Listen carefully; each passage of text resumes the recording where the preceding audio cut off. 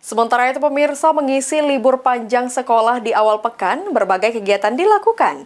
Di antaranya para orang tua mengisi liburan untuk anak-anaknya dengan mengaji dan menghafal Al-Quran.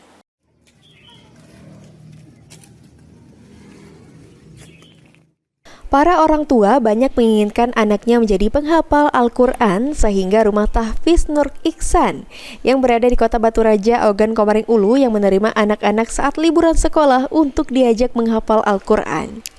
Kegiatan positif ini disambut cukup antusias oleh para orang tua sekaligus untuk mengurangi ketergantungan gadget pada anak. Dengan bimbingan guru yang berpengalaman di bidang agama, para anak-anak yang belajar di Rumah Tahfiz itu tidak dipaksakan. Para orang tua sangat menyambut baik, selain menambah ilmu agama, juga anak diarahkan pada kegiatan positif pada saat liburan. Para pengasuh pun mengaku bangga bisa membantu para orang tua agar anaknya tidak bermain handphone pada saat liburan sekolah. Ketika liburan anak-anak kita gunakan untuk menghafal murojaah.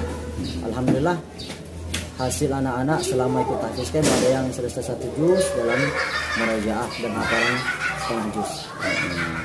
Sehari berapa jam? Dalam sehari jam 7 sampai jam 5 sore.